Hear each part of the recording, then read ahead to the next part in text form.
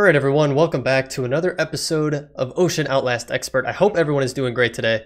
I know that I am. So few things before we jump into our actual content for today.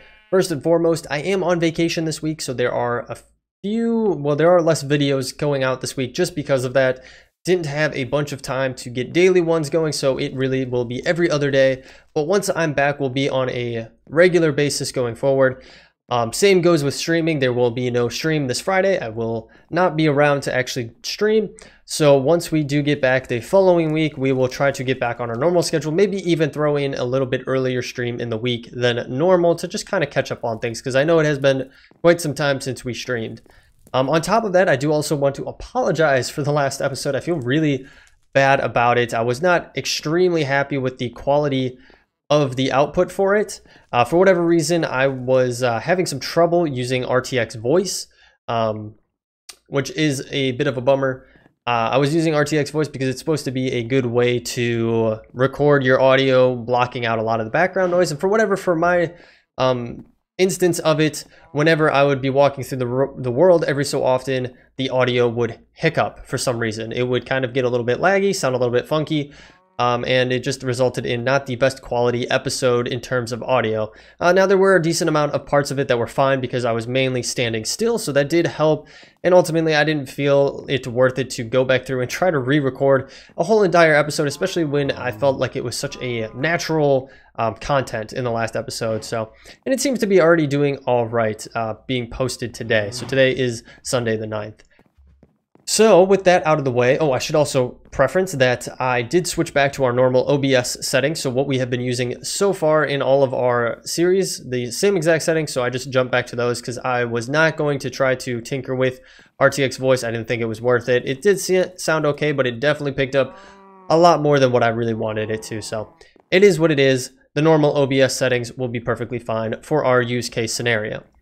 So with that being said, in our last episode, we did get a bunch of Britannia stuff up and going. Now, based off of your comments, there were a few items that I did want to call out.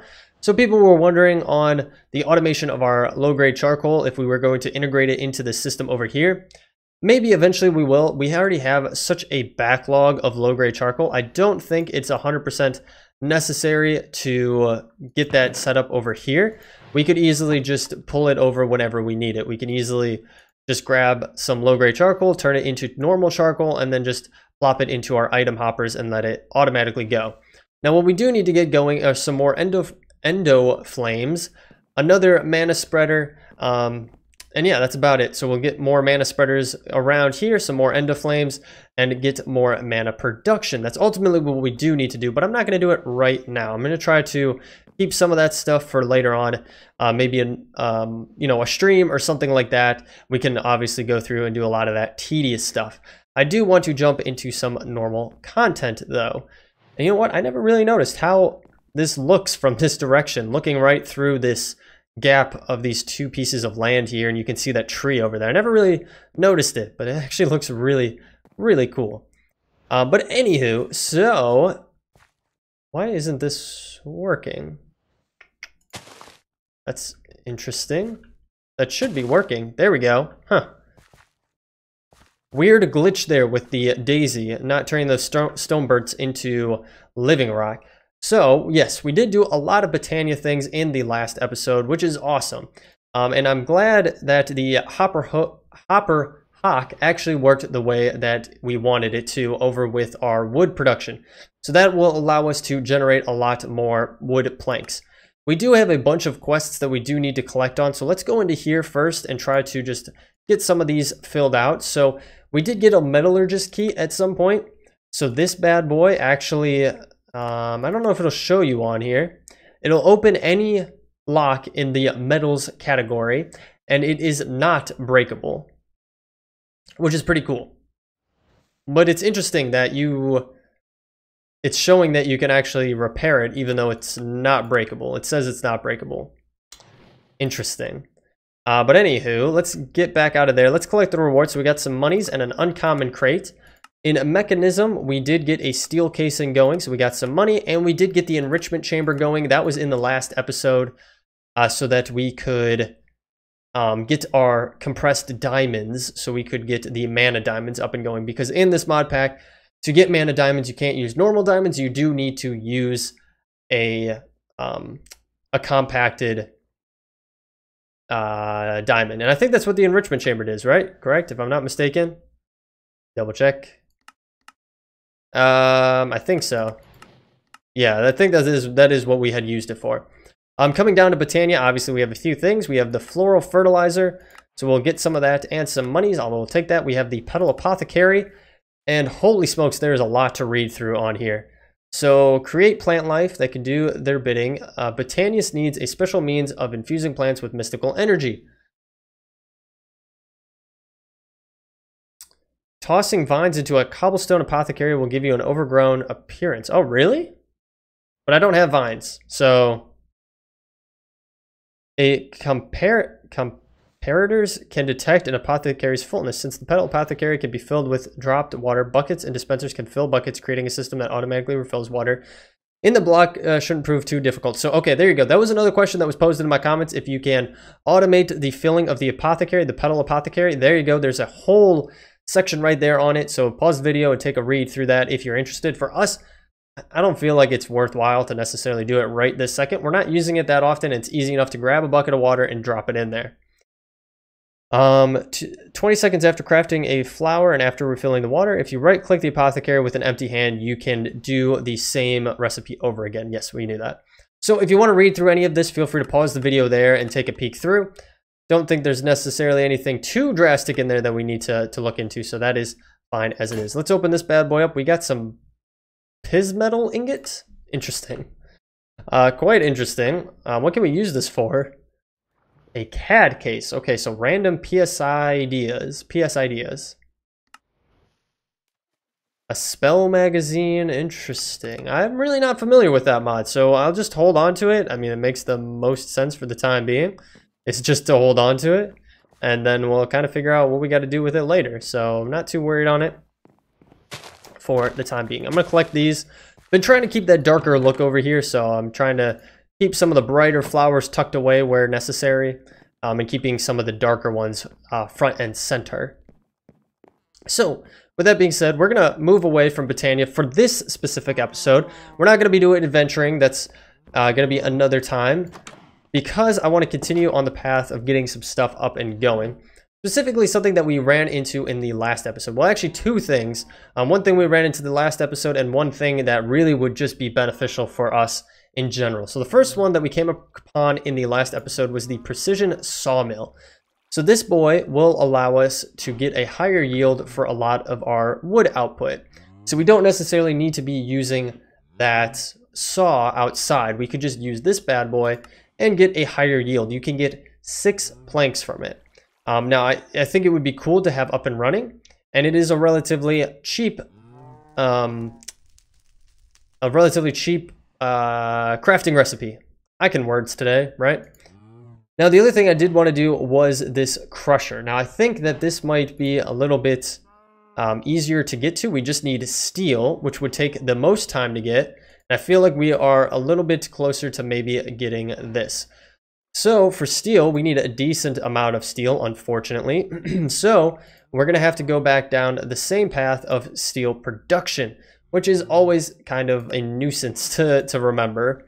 So in order to get steel dust, we are going to have to take enriched iron with carbon and our metallurgic infuser. Unfortunately, that is still the place that we're at. So you do need enriched iron, which is just normal iron placed in the metallurgic infuser. Now, if we take a look at our recipe for this, we don't need any steel for that. And I got out of that. We don't need that steel. We don't need steel for that. The only thing we need is for the iron casing. So each shaft takes 1 steel block, or 1 block of steel. So each of those will be 9 steel ingots. So 9 times 4 is what, 36? So we're going to need 36 iron ore, or iron ingots here. So let's grab these boys out of here, just like so. We can throw it into our metallurgic infuser right here. I do need to pop this bad boy off of here, and we will place it on this one so we can get that going. Now, it is just going to take a little bit of time to get going, and we will need some carbon in there like I did mention before. So let's just grab a stack of coal because we have a lot of coal. And we'll get that put in there. That'll suck it all up and make some good carbon for us, and that will take its dandy old time. Maybe we should even get some more carbon. Let's go downstairs to our low-grade charcoal automated process right here under our steps. So if we come down here, yeah, we got plenty. We got a couple stacks of low-grade charcoal blocks, I should say, too, which ultimately results in 4 times the output, I believe, right? Low-grade charcoal will give you 4 normal charcoal. Yeah. So can we throw that in there? We can, but it does not consume it. So actually, we might have to convert it. Let's get out of that. Okay, thank God it did not crash our game. There is a little bit of a bug for that interface there. All right, we'll put all that in there, and then we'll keep the low-grade charcoal in this bad boy for the time being. This thing is a little bit of a cluster, not gonna lie. So this is gonna get going. I'll take our time in a bottle and kind of boost it up just a wee bit there. Doesn't hurt. And let's actually put this away as well. And finally, our stone burnt, we'll put those away as well. Cool beans. So the other thing that I did want to do is take this compressed diamond, go over and infuse it on our mana pool over there, and then utilize that to upgrade our mesh so that we can have the diamond mesh. Finally, get the diamond mesh up and going. So if we bring this bad boy over here, and we just toss her right on in there, we get our mana diamond. Pretty easy to do once you have things up and going, right? It would have been a lot nicer to have it sooner in the series, but, you know, we only can work with what we have, and I feel like we have been progressing relatively smoothly recently, which is awesome. So if we shift right-click on our mesh there, it will pop it off of whatever sieve we have it on. And then what we can do is come over to our crafting table really quick. We're going to go over to our mesh and see what else we need to utilize to get this. I think we don't need anything else. We can just do it like so. And bada bing, bada boom, we have our diamond stiffened mesh. Now you may be wondering, what is so much more special about our diamond stiffened mesh? Well, it increases our yield on a lot of our items. So if we go to the heavy sieve and we take a peek here, let's go over to our compressed gravel. So this is our compressed gravel. And now putting it through a diamond stiffened mesh, we have a higher chance of getting a lot of our resources, which is exactly what we want. A 25% chance to get iron, 15 for lead, 1% still on emeralds, 15 on gold, 12 on platinum, 1% on diamonds, 40% on coal. Now, if we take a look again at our compressed gravel and showing it in a sieve, when you're using our normal iron stiffened like we were using, to get a diamond, you have a 0.8% chance. Now, obviously, that's times 9 because it is compressed, but that's all you have from the iron stiffened. If you go up to the diamond, then you have a 1%. So it's not that crazy of a difference, but it's enough to really make you want to actually get to that point, because you don't want to just be messing around. Oh, that's actually interesting. With string mesh, you can actually have a 1% chance of diamond, or 0.1, and a 10,000% chance of flint. That seems a little bit skewed there. But anywho, so we have that up and going, which is awesome. So really, if we were to take some of our gravel and we were to compress it just like so, let's get some blocks here. Let's take a peek. How we doing here? We're all good. Let's throw that through again and let that run. Let's get our time in a bottle to have that going just a little bit quicker. Take that off. And if we take our gravel and we throw it through here, we should just ultimately be seeing a few more things get pumped out for us, which is awesome. That, again, is ultimately what our goal with the mesh is. Now, the other thing that you can do with the mesh is you can enchant it. And we do have an enchanting table downstairs, which would be perfect to get things enchanted on here. Now, unfortunately, we only have 7 levels, so we're not going to be able to get a ton of things, but we still could have that done. So we can get those all put away in there. All right, so we'll maybe get into enchanting at a different time. Let's quickly jump back over to our crusher schematic here, our crusher recipe. So we do need basic coils, which means that we do need, that's not it. We do need this Restonia crystal, which I believe is just redstone in the automatic in reconstructor. You can take blocks as well. And we do have those two. We have those two as well. Let me just double check. So we have two of those, two of those. We do need 2 flint, and then we need 2 cobblestone. So let's grab some flint, and then we'll grab 2 cobblestone because for whatever reason we don't have any cobblestone on us right now. And then let's grab 2 flint. We should have some flint around here somewhere. Maybe. I hope. I don't see why we wouldn't have flint, but this is why we need our simple storage solution. There's our flint. Cool. It's just such a bad organized system right now. Now, how are we doing over here? We're almost up to speed on that, and we don't need to necessarily utilize our reconstructor. We do have everything else that we need. So those, 2 of those, we need this, this. We don't need the crushed black quartz, I believe, and then we need that and that. I think we can actually put this crushed black quartz back away. So what I'll do is I'll jump away. We'll get this all smelted up here into our steel ingots, and then what we'll do from there is get those put into blocks, and then we will compress them down into plates and get our crusher up and going and try to find a place along our wall of machines here to plop it, because unfortunately we're getting to that point. We have way too much stuff piling up here, and we're gonna start to have to find a new way to put things. Yeah, I'm having some weird graphical issues here for whatever reason. A lot of things aren't loading their textures in properly. I'm not 100% sure why, but anywho, let me get this stuff all finished up and then we'll go from there. Alright guys, and just like that, we have everything that we should need. So we need to get the iron casing up and going, just like so. And then we just can get the crusher going like that. Perfect. And we did complete a quest as well. Now I am curious, where would be the best place to stick the crusher? I mean, we could try to put it on top of a... We could try to get some automated system up and going, but I guess first and foremost, we should see what we're dealing with, because I'm not 100% used to it just yet. So you do need some crystal flux, and then you should be able to do that. So if we look at the crusher and its uses, we can see more information. So a corresponding dust using 40 CF per tick. They will yield 2 pieces of dust. So really, we're going to want to hook this up to some power. So if I take this bad boy off of here, because obviously we don't need it on there for the time being, throw it over here, it is going to bump up our crystal flux within the crusher here. And then we should be able to take our ores and get a higher yield output. So if we come over to our crate here and see what we got. So we have gold ore chunks that we could definitely get going. Ardite, mithril, platinum, nickel, iridium. Let's run over actually to our void ore miner and see what we have. Now obviously it's not been running because we have taken the power away from it. The one thing that we do need actually is tin. So I think this is the tin here. Yes, 17.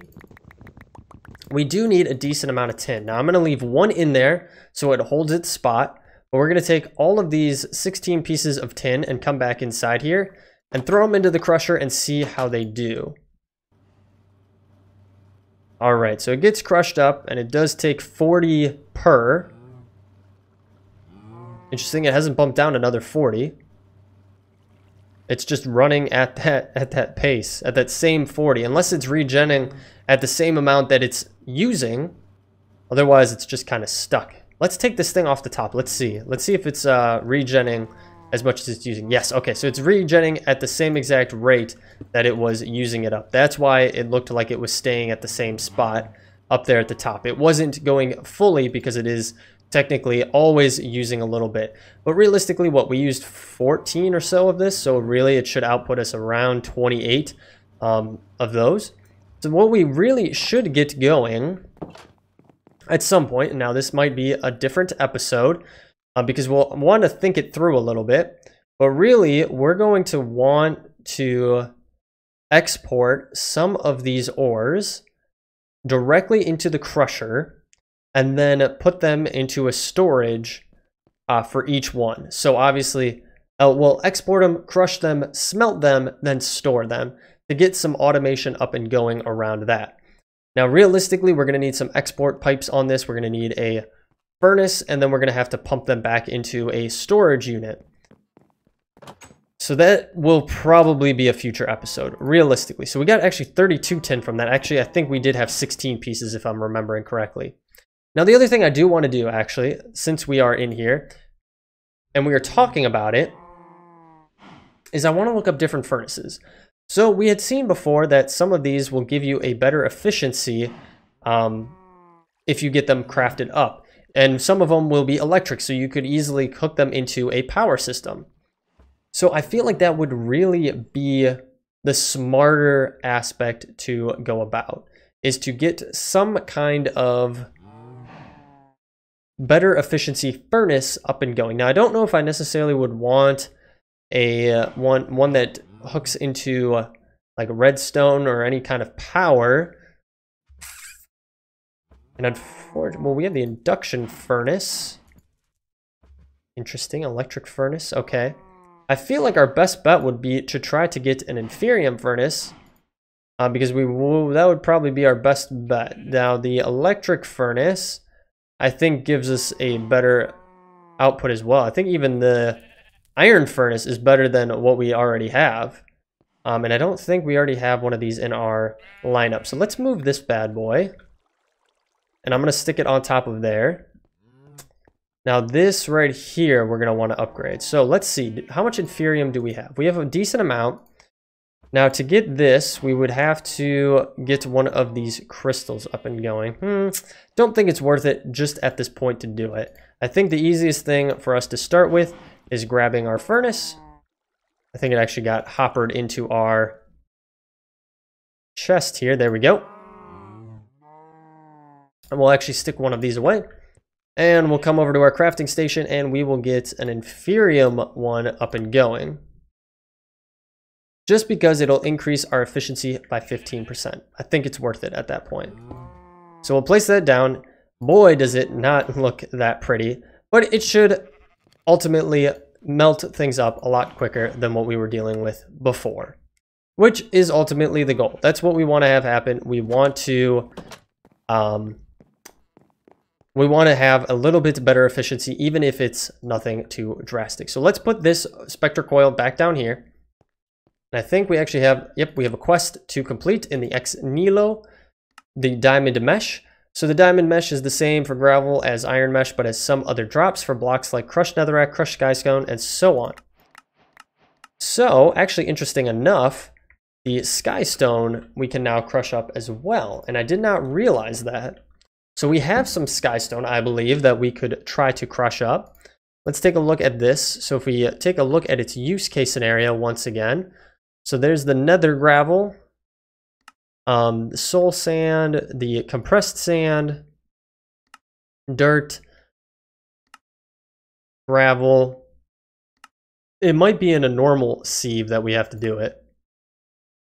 Crushed skystone with a diamond stiffened mesh will actually give us quartz from applied energistics. Ooh boy, okay, so that leads us down a whole new path of applied energistics, which would be amazing to start going down. I'm going to stick some of this stuff away though, because we obviously don't need it on us right now. But we did have one more quest to collect on from Actually Editions, because we did get the crusher. We get a little bit of money. Now there's actually a double crusher. And you have to have 2 crushers and iron case. Okay, that's not worth it right now. Maybe at some point it will be, but for the time being, not necessarily worth it. All right. So from there, you may be asking, what is next? Well, like I said, we could do the precision sawmill. I'm actually going to hold off on it for the time being, just because we did have our automated way set up in the last episode that we can easily get some wood logs produced into planks quicker, and that yields 6 per, so I think we're fine with it for now. Once we get into better energy production, which will be a future episode, then we'll get this precision sawmill up and going. So I feel like the next thing is to try to get into our storage network stuff. So we were able to get our diamond lattice up and going. Correct? Do we have that chilling out here? We do. We have our diamond lattice. The next thing was our storage cables, and we needed mana steel and living rock slab for those. Now we do have 3 mana steel that we can utilize. So I'll put these bad boys over here, and we do have living rock. So we could actually get some of these slabs going like so. And then if we take the mana steel with those, I think it was this, and then like so. And that'll give us a storage cable. And we need 4 of those. So we're going to need some more mana steel for it, which means what exactly? It means more steel production. And that's going to be the name of the game realistically for this, unfortunately. We're just going to need a bunch of steel. So what I'll do is I'll throw this in here. Unfortunately, we do need to go back and get our Spectre Coil from our Void Ore Miner. I know I just placed it back over here, but let's grab it really quick and we'll go place it back on our Metallurgic Infuser. Just like so, we'll throw it on the front there. That'll give it power and that'll let it keep going. So we'll let that run. We do have 1 piece of steel. So what I'll do is I'll take this over. I'll show you guys how this works and hopefully we have enough mana for it. So what you can do with the steel, very similar to how we did with the diamonds or with our Ender Pearl before, is you should be able to take it over here. It gives us the little check mark, so we are good to go. We just throw it in there and it yields us a mana steel, which is awesome. That's ultimately what we need. And we actually do have enough to get another cable up and going. Now let's see here. This might just be enough. Let's see, because that's going to give us 1 more, and then we're going to need another one after that. We are going to need some more living rock, and luckily we have another batch made up here from before. So we can grab those and use them when we need them. But we do, like I said, need to get our steel a little bit more steel produced here. So what I'll do is I'll take a couple minutes here. I'll get our steel produced up. Go and get our mana steel produced from that steel, and then from there we will try to get our storage network master created today. That is the goal. If we can at least get it created, we can jump deeper into it in the next episode or the following episode. So guys, with that being said, we'll be right back. Alright guys, we have our 4 pieces of steel here. We're ready to craft these into mana steel, so let's go over here. Let's toss them in. So 1, 2, 3, and a 4. And then we should be able to get our last 2 cables up and going here. So 1, 1, 1, and a 1. And then boom, boom, boom, boom. And our last 2 storage cables. So from there, we should be able to craft up our simple storage network controller, right? Is that the controller? Master. It's the master. And that is what we need. So let's hop in here. We have our diamond lattice there. We have our 4 storage cables, and then we have our 4 quartz burnt. So with that, we should be able to get our storage network master. Perfect. Finally, we have this going, and we do need to figure out where we're putting it. How are we setting this up to be efficient? Because realistically, this is not where we're going to want to have things. We don't want it here. There's just too much stuff going on here. So really what we could do is we could come downstairs here and we could put it in over here and actually move our enchantment table. I just put this down here temporarily, but we could make this whole half over here dedicated to some storage.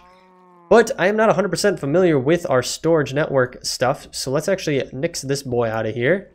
For the time being, I do want to check, is F1 working? Holy smokes, F1 is actually working for the first time ever. So let's put this boy down here. So we have the network master. Interesting. Okay. This, I'm not going to lie, is relatively new to me. So just getting this going. It's the heart of the network, 1 per network. That was the first thing we want. We do have a storage request table we can also do. And then obviously from there, getting storage cables up and going. They want 10 of them to connect things. Now, what is the request table? How complicated is that bad boy to make? Because that might be next on our list. So we need more storage cables, which will be fine. We need dense gold plating, which we could easily get crafted up. And then a double compressed crafting table. So compressed crafting table. So just a lot of crafting tables all crafted together. Which is kind of interesting. Luckily, we have a bunch of wood here, and we have a bunch that we can actually take. So let's actually get some of these stacks of wood here, and we're going to throw them in there. And then what we're going to do is we're going to take some of these bad boys. And we're going to get a bunch of crafting tables all made up here. Holy smokes. Who would have ever thought that you would have to make that many crafting tables? So that gives us a compressed crafting table. Now what do we get after that? We just need a double compressed. So we just need 9 compressed crafting tables. We're almost there actually, surprisingly. So let's grab another one of those. I think this is still working, right?